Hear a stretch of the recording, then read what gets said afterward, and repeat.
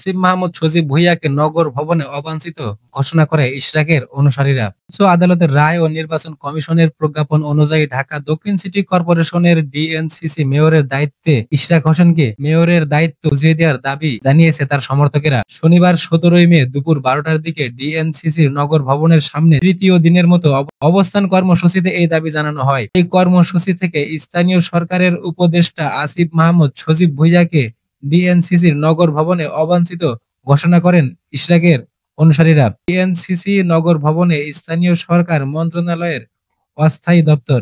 এখানেই দাপ্তরিক কাজ করেন উপদেষ্টা আসিফ মাহমুদ সজীব ভুঁইয়া। তবে ইশরাকের অনুসারীদের টানা বিক্ষোভ ও অবস্থান কর্মসূচির কারণে নগর ভবনে যাননি আসিফ।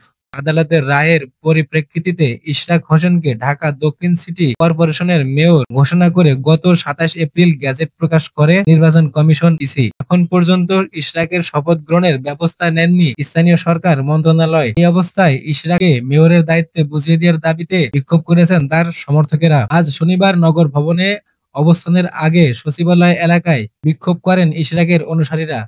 তারা ঢাকাবাসী প্ল্যাটফর্ম নামে এই কর্মসূচি পালন করেছেন।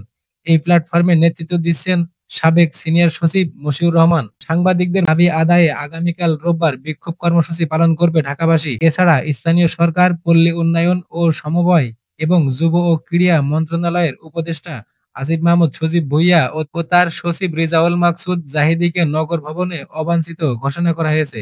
পাশাপাশি তাদের যেখানে পাওয়া যাবে সেখানে প্রতিহত করা হবে বলে হুঁশিয়ারি দেন তিনি।